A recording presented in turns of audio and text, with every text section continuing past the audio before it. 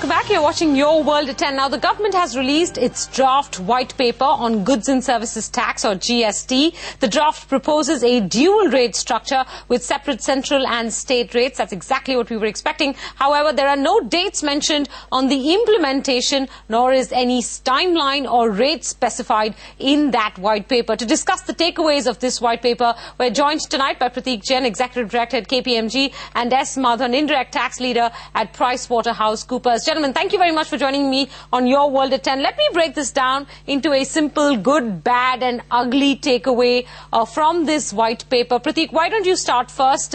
List what you consider are the good features of this white paper, features that had you pleasantly surprised. I think the white paper is a very positive development because it's the first official document which has come in the public domain on GST. It outlines the broad structure of GST. It talks about a dual GST model. It talks about the states which are all the taxes which are going to get subsumed into GST. It also talks about tax administration a bit. It talks about an IGST model, which is integrated GST model for interstate transactions, which is a very simple model and a very unique model for India. It also talks about a threshold of 1.5 crore at a central level and 10 lakh at the state level. I think that's also a positive move because many of the small taxpayers or small traders will get excluded, at least at the central level. However, I think there are two things which is somewhat missing. Okay, before you come to that, Prateek, let's stick with the good right now. Let me get Mr. Madhavan's take in on what would you like to add to that list that Prateek's drawn up, Mr. Madhavan, on the good. Well, I will not repeat what has been said by Prateek, but I think the good thing is that finally there is an official document which lays out the philosophy of the dual GST, the contours of the dual GST, how it would typically apply for interstate and intrastate transactions. Also, welcome indications in terms of the fact that there will be singular rates for services.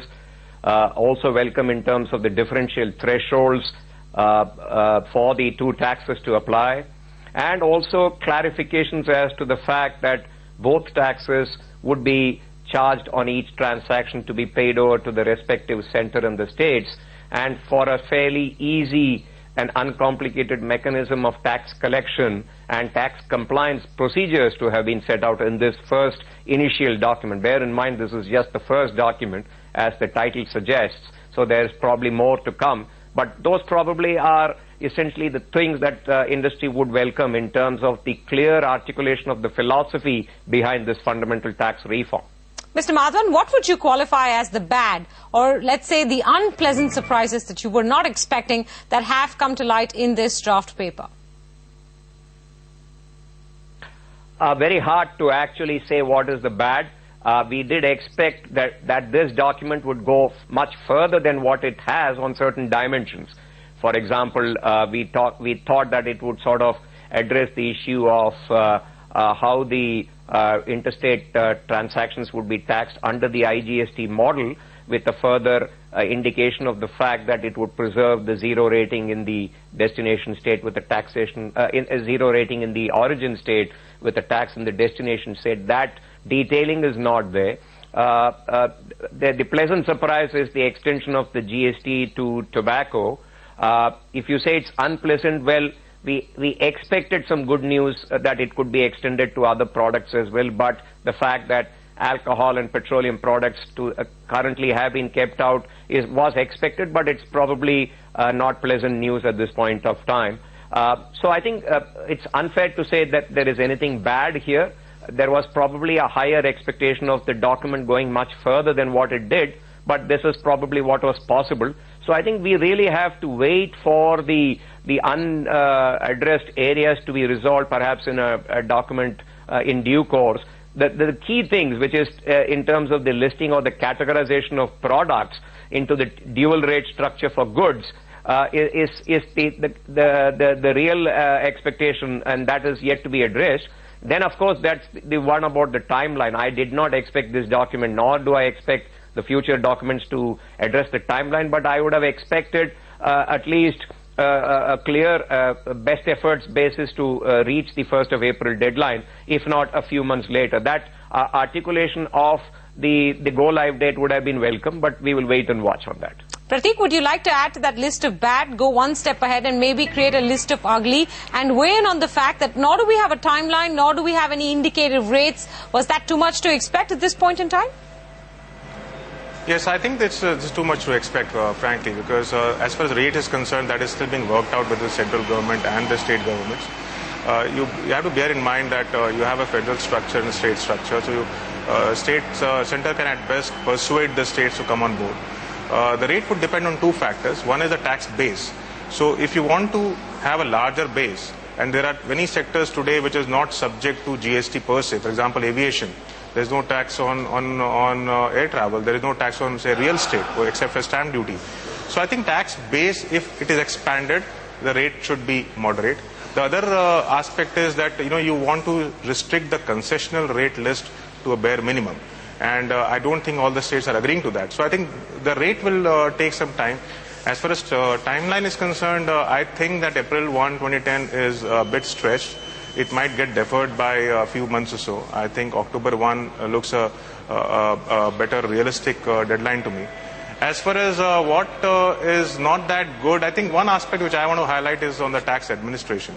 I think the paper talks about the fact that all the taxpayers will have to be governed or will fall within the purview of central government as well as state governments, except for those who are exempt, who have, say, less than 1.5 crore of threshold at the central level.